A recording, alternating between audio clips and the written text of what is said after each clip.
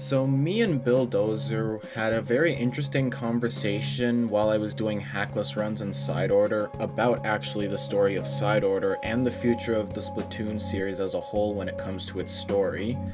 So I thought it would be cool to share our thoughts with the rest of you guys and see what you think about the subject, because it's honestly a very interesting topic.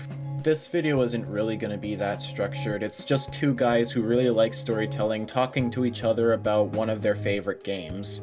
It's actually kinda similar to this video I made a while back, and this video did decently well, so I thought, why not give this another try?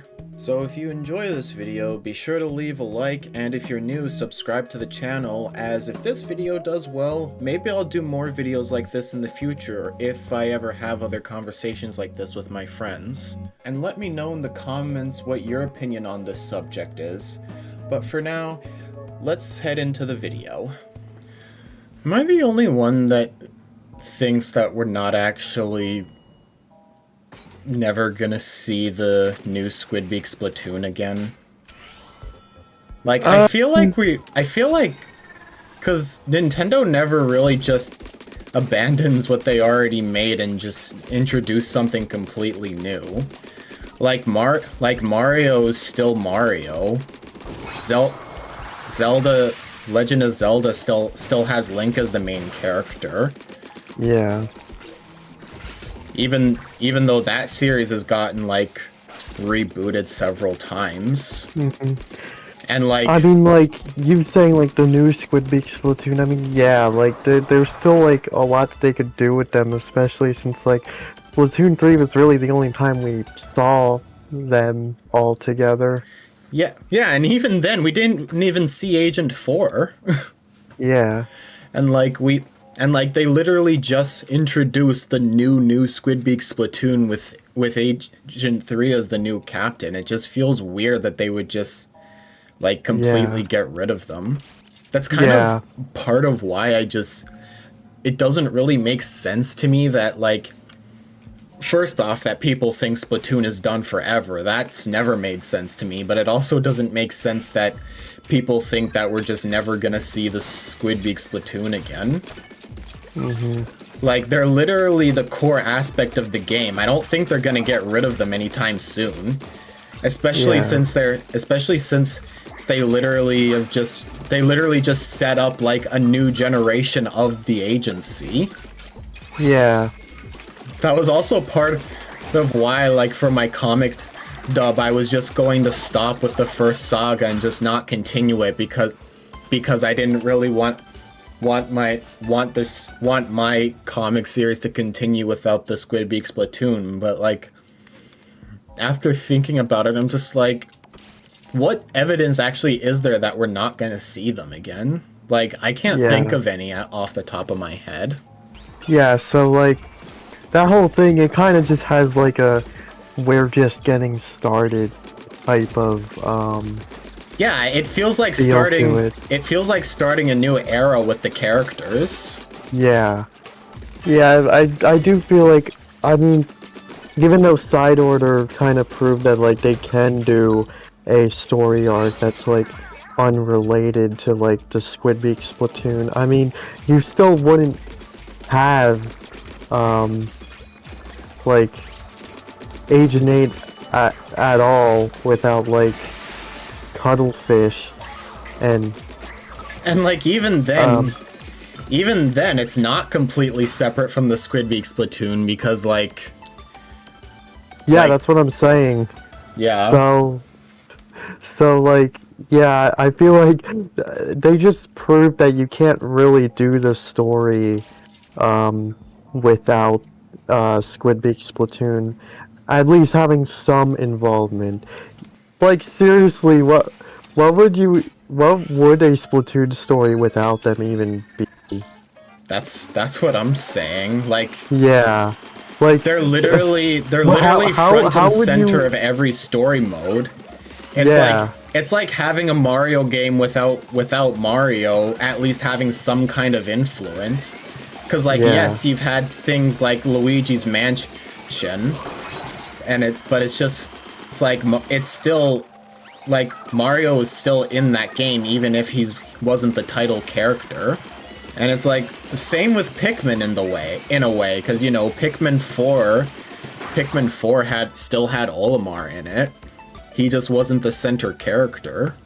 It's like, it doesn't make sense for Nintendo to just completely abandon the SquidBeak Splatoon after only 3 games.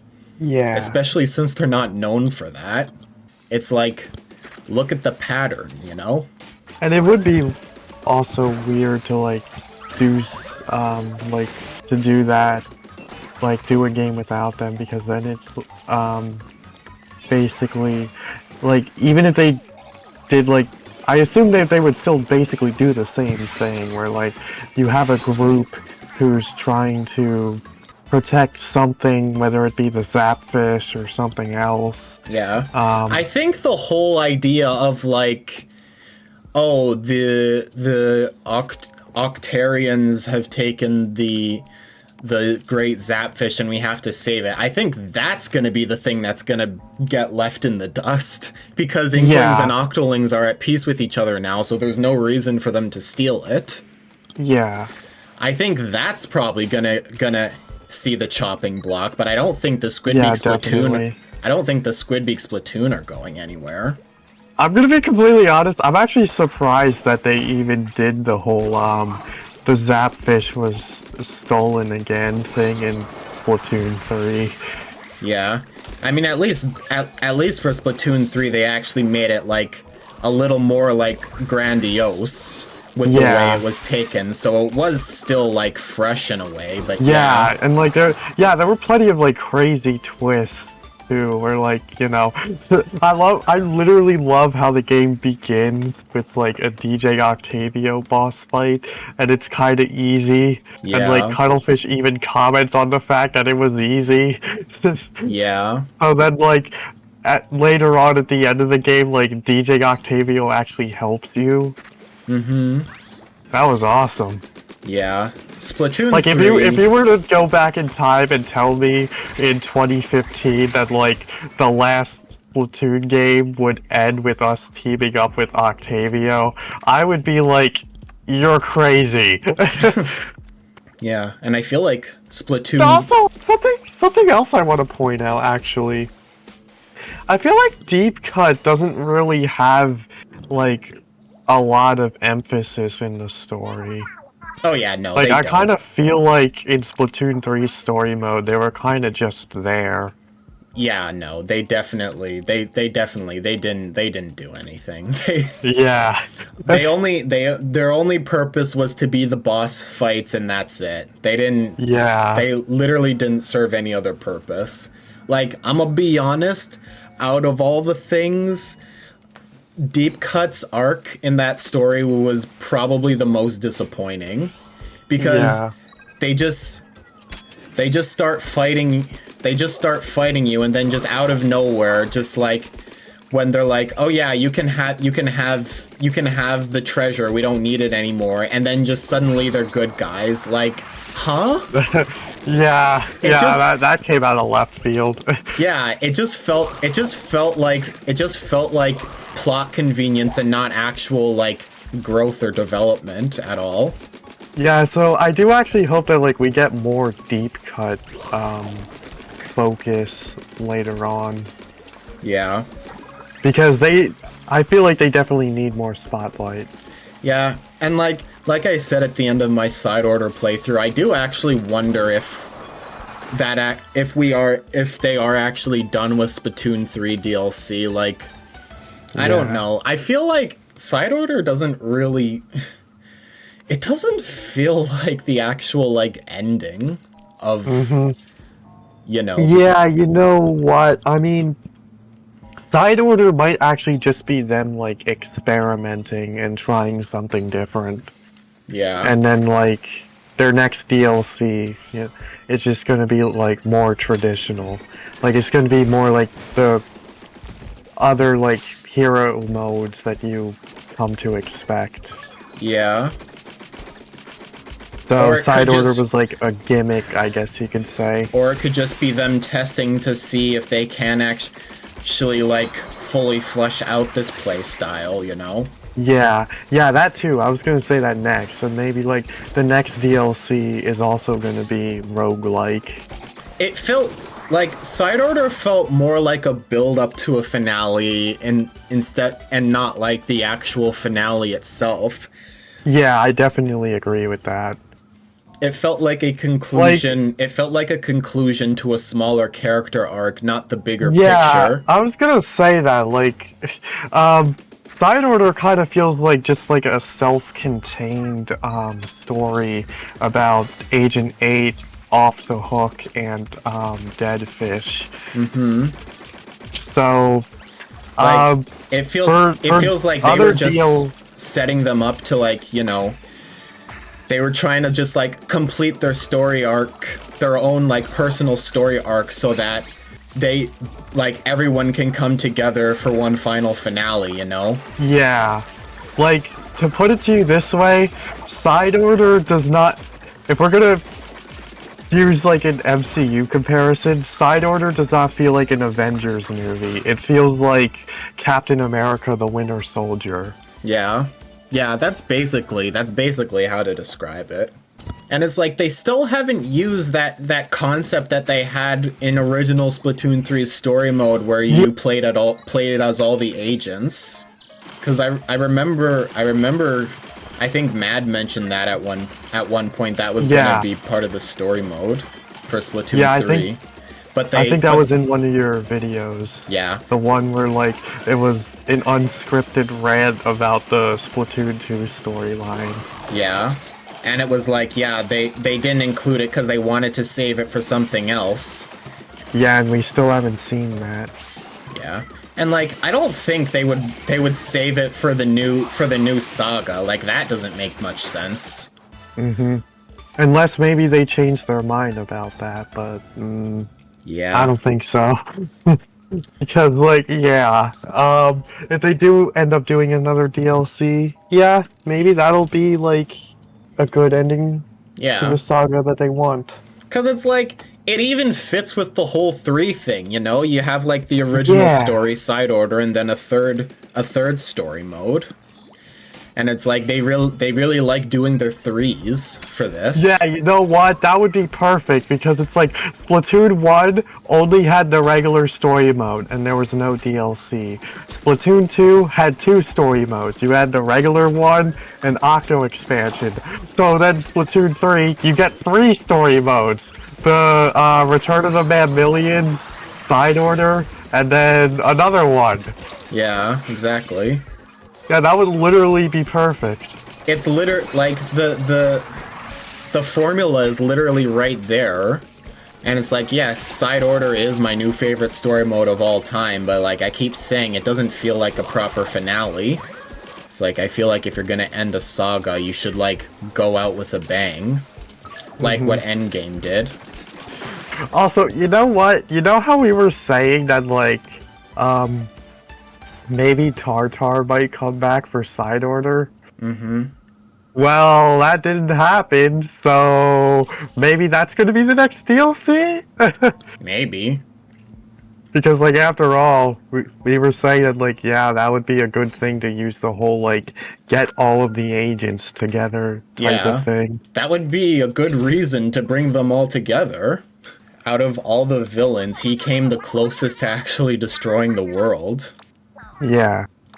Well, I mean, I guess technically Order was the closest, but it was still reversible. Like, I feel like Tartar was even more of a danger because what he was going to do like wouldn't have been reversible, if that makes sense. And also, I would actually think Tartar is actually like more intelligent than Mollusk. Yeah. Slash Order, yeah.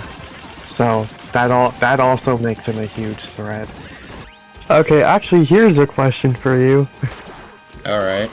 So, if you were to change one thing about Side Order, what would it be?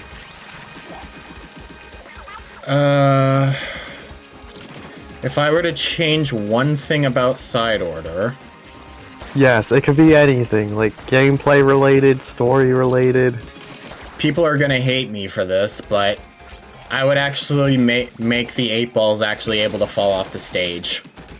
Yeah, I actually had a feeling you were about to say that. Like, I'm sorry, but as the 8-ball, but the 8-ball, all the challenge of the 8-ball challenges from OE have kind of just been taken out of it because they don't fall off. Like, yeah. you literally just mindlessly hit them and they just make it to their goal. There's no challenge. Yeah, like, I feel no risk when I'm doing 8-balls. Like, obviously, yes, there's still the risk that enemies can kill you, obviously, but other than that, there's really no risk. Yeah, and I mean, even then, if you know what you're doing, the enemies are easy to deal with. Yeah, yeah. If not the 8-ball challenge, another thing I would also want is for there to, I would have wanted there to be more variety in the stages.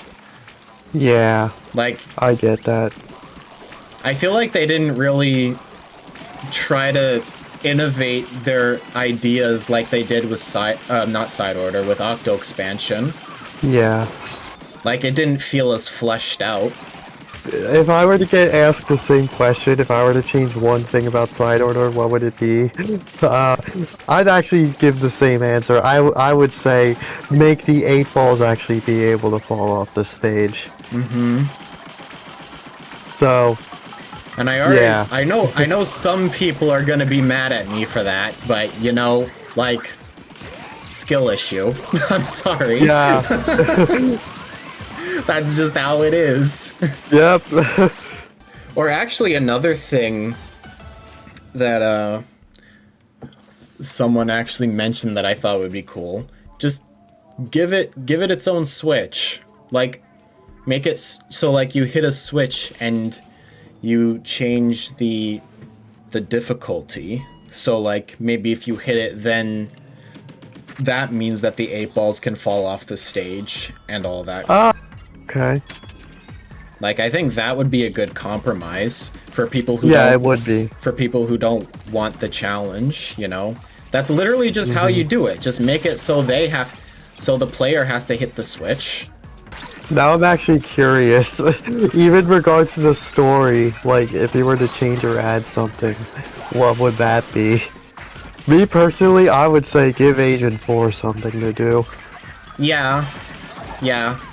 That would probably be something. Like, just do what they did with Agent 3 and just make it so, like, they got in, like, a perilous situation.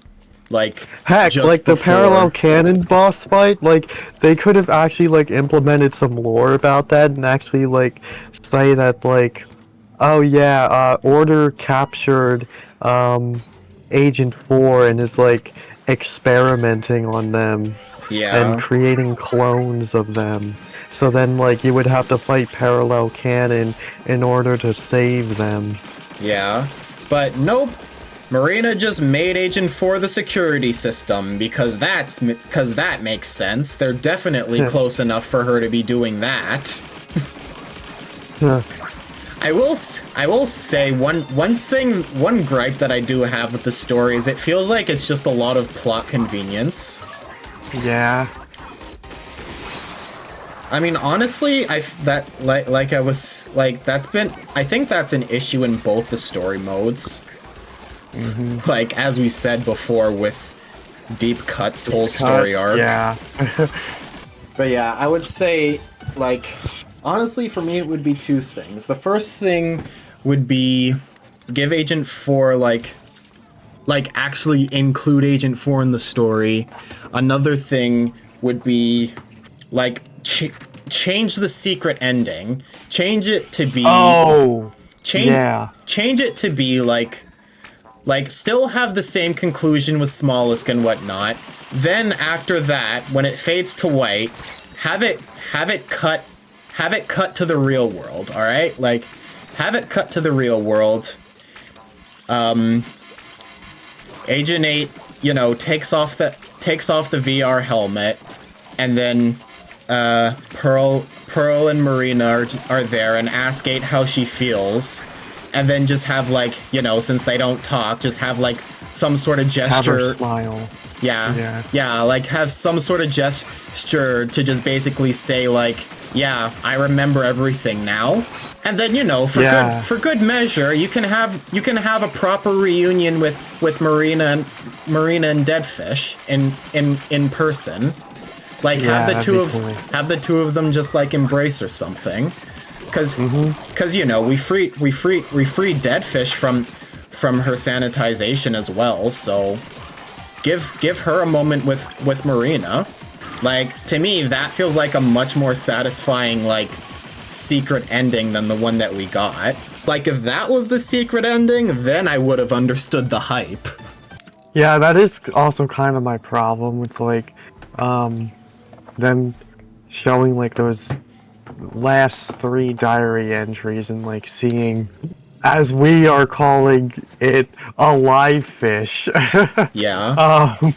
Yeah, like, it would have been cool to, like, actually see that happen instead of being told about it.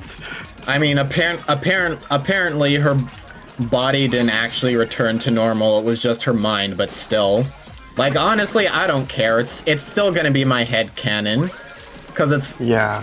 Cause it's like, if the sanitization is gone, why would she still have the same body color? To me, it doesn't make sense, but... You know. Yeah.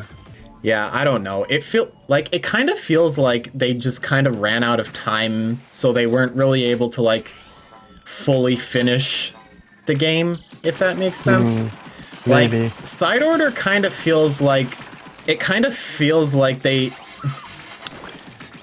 I don't know. I think maybe they might have announced it too early. And so they put like too much pressure on themselves to just get the game done. Yeah. Because, like... I actually wonder, like, what's your whole take on the thing that, like, Side Order, like, maybe it was actually supposed to come out, like, last year, but then, like, it actually ended up getting delayed. Yeah, I have a feeling that might have been what happened. Because, like, it wouldn't make sense given the track record, because Octo Expansion only came out a few months after it was announced. But with Side Order, we had to wait almost an entire year for it. Yeah, that's a good point. I don't know. I feel like there might have been like some development issues or something, and that would also explain why the seasonal updates also were also not very good as well. Because it feels, I don't know what's going on at Nintendo, but it feels like they were under a crunch. Like, yeah, I actually kind of get the impression from Side Order that, like, maybe, like, halfway through, they kind of changed a lot of the ideas that they had. Yeah. Like, it feels like they were just, like, Side Order feels like it's afraid to take risks.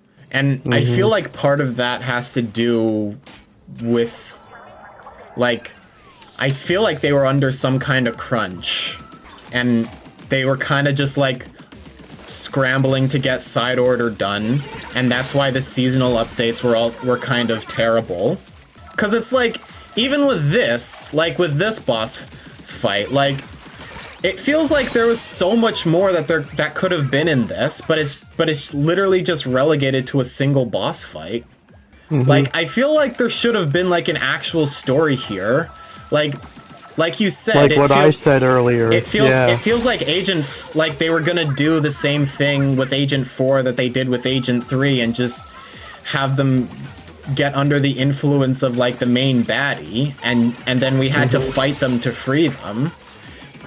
And then, like, I don't know, maybe throughout, because you know how like in that trailer, the gameplay trailer, they showed that, dang it, I don't really care, but, like, yeah, I'm talking, so I can't really pay attention, but, like, you know how, like, in, like, the gameplay trailer, there was that one thing that said, like, oh, increases swim speed for when you're an Inkling slash Octoling form, and people were like, oh, maybe that means Agent 4 is gonna be in it, but then it's just like she was just relegated to like a boss fight, and it wasn't even really her. Like, I feel like I feel like like you said, like maybe they were experimenting on them and made clones of them, and it's just like the first time we run into parallel canon, it's the real Agent 4, and then once we defeat them, like they become like a second playable character. Yeah. It feels like they took a lot of things out just to meet their deadline. That's kind of the vibe that I got from it. But I don't know. It is what it is. It's weird too, because like Nintendo has always been about like making their games the best they can be. Yeah. But it's like that one quote like is even a Nintendo quote of something like a bad game is bad forever. A delayed game is good eventually. Yeah, exactly. I think it was a rushed game is bad forever, I think. Was it a rush? I think Yeah. Right. But yeah, I don't know. It feels like it feels like recently like they haven't really been living up to that. Like it happened with like Animal Crossing, like they just stopped even though there was so much they could have done with it.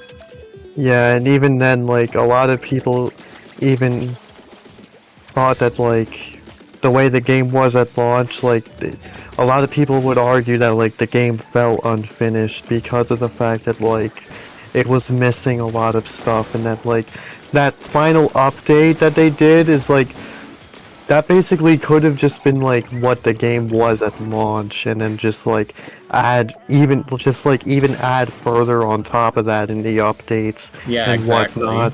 Since like yeah, I mean I will admit some people did go a little bit overboard asking for like Brewster and stuff, but like still like it's I wouldn't say it's not a valid complaint to say that like we shouldn't have waited like a whole year or more for like a feature that was in one of the old games. Yeah, exactly. And it's like even the same with Splatoon. Like Splatoon 2, like I'm sorry, but Splatoon 2 is the worst game in the series, but even that game had like really good updates. Yeah, there's like been a couple good updates, but like they're few and far between. Yeah. It's like nothing has really topped the God patch of 3.0 and like or 3. Yeah, like the last like season I remember really enjoying was like the one that added in the heavy edit Splatling and like ship-shaped cargo co. That was like the last season I really enjoyed like a lot. Like they had a banger new weapon. They had like pretty good kits as well. And I also think like the best part of that as well is just the fact that like a lot of us were saying that like that update was gonna suck, but like it really blew our expectations out of the water. Yeah. But they have not managed to like recreate that. Yeah, and then like with this season, they only gave us one new stage and the least amount of new kits that we've ever gotten in an update. Yeah. I feel like it shouldn't be that hard to make new kits even. Like, all you're really doing is just swapping out some variables. It's not that difficult. So it's like, for them to just take this long to like get all the weapons second kits out, and then the possibility that we're probably not even going to get third kits, which I feel like is actually going to happen at this point. Because like at this rate, there's no way they're getting like every kit done at the rate they've been going. All of that just because they wanted to focus on side order. But like even then, like side order wasn't like, I don't want to say it didn't live up to the hype because it definitely did. But it's like it feels like it could have been more. Yeah, it feels like Sonic Forces in a way, you know? It's not a bad game. Actually, you know what? A better comparison would be Sonic Frontiers. Like, it feels like Frontiers. It's a great game, but it's like one of those things where it's like, 80 to like 90% good. So it just like sits in this like weird area of just like, it's not really polished, but you can tell it's good, you know? Yeah. And I It's, mean, granted, we're not really saying that, like, everything needs to be, like, as in, like, every, like, game that comes out needs to be, like, a 9 out of 10 or a 10 out of 10. Like, we're not saying that. We're just saying that, like, Side Order, like, if they had done more with it, like, it could have actually been to that level. yeah. It's like, it's so close to like a 9 or 10 out of 10, like, story campaign, but it just barely misses the mark. It's not like us dogging on the game either, like, Yeah, it's right. Still, it's like, still you're fun. allowed to have criticisms about things you like. Yeah. Nothing is perfect. Even your favorite game is gonna have at least one thing to point out as a flaw or something. Yeah. Subjective or objective. And like I say again, like, in terms of like just a solo story, like, this is the best story mode that we've gotten. Like, no question about it. But it's like thinking about where it is and like what it could represent. Like, this could be the last story mode that we actually get in this saga. Like, to have this be the absolute end of the first saga, like, it doesn't feel like an end game. And I also kind of agree when you said that, like, you kind of wish that, like, Side Order tried to be darker. Yeah, like, what happened to all, like, Yeah. the creepy and desolate imagery from the first trailer? That's another thing, actually. Like, the setup from the first trailer made it seem like it was gonna be, like, this, like, deep dive into the psyche. But it just, like... Heck, like... Octo Expansion did a better job at that. Yeah, Octo Expansion did, like, a much better job at, like, being dark, but also trying to keep the, like, you know, E for everyone rating. Yeah. And it's like, you can have an E rating and still cover, like, darker themes. Yes, Sonic Adventure 2 is perfect proof of this. Yeah. And Yeah. pretty much like any modern Sonic game, because, like, they never go Yeah. past E10 plus with their ratings, and yet some of their stories are, like, really dark. Like, Yeah. Black Knight, Secret Rings, 06 to an extent. Sonic 06. Even yeah. though that story is, like, all over the place and isn't really coherent. But, like, you get the point. They still covered dark themes and still kept, like, the rating. Heck, I know people who don't play the game are, like, gonna be like, huh? But even Skylanders was like that. Like, those games actually had, like, dark themes to them. Especially Superchargers. Like, Superchargers is essentially what the story of Sonic Forces should have been, where it's, like, a story where, like, the bad guy wins. Like, things like this. Like, this boss fight right here, this captures, like what the game should have, this captures the entire tone of what Side Order should have been. Like, I feel like, like, the entire game should have had this kind of, like, creepy, eerie atmosphere to it, but it's, like, literally only this, which I feel like also kind of leads to the idea that this wasn't finished. It's like you have little glimpses of it, like, with this boss. Like, you have little glimpses of what the actual tone of Side Order was supposed to be with this boss. And, like, a few of the stages. And, like, the finale of like, the initial finale of Side Order also made... It really captured, like, the darkness and seriousness of it as really well. But it's like, that's it. Like, the experience is just kind of like, it feels undercooked. It feels undercooked. Then again, I also kind of think another way to look at it is, like, I actually kind of feel like Side Order was kind of, like, lighthearted. So, like, maybe if anything, like, who knows, maybe that's what they were actually trying to do. Like I said, maybe they changed their mind halfway through, so like maybe they decided, well, since Octo expansion was dark, maybe we should do something lighthearted. But it's like, you So, already like, have the base story mode for that. Yeah, I mean, I'm not saying that, like, I'm obviously not saying that, like,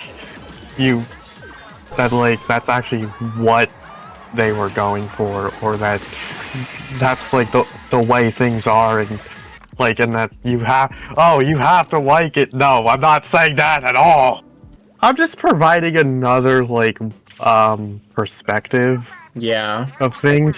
But it's like, again... And like if that was what they were going for, if they wanted it to be more lighthearted, then like I think that also just kind of makes like more sense that like this isn't actually like the finale of the saga, because like I assume maybe they figured like, okay, this is going to be like the calm before the storm. Yeah. We're going to do something lighthearted before we do something more serious. Yeah, I mean, if that does end up being what it was, and cause like I'm saying, like, cause like I'm viewing this purely from the idea that like this is it. This is the last story mode that we're getting in the saga. If it does end up being just like, oh no, this was like, I guess just the Avengers and not Infinity War, the Civil War before the Infinity War / Endgame, then, you know, fine. It served its purpose, and it was good, but it's like, if this is it, if this is, like, the end, like, it's disappointing. Like, I'm sorry, there's no other way to say it.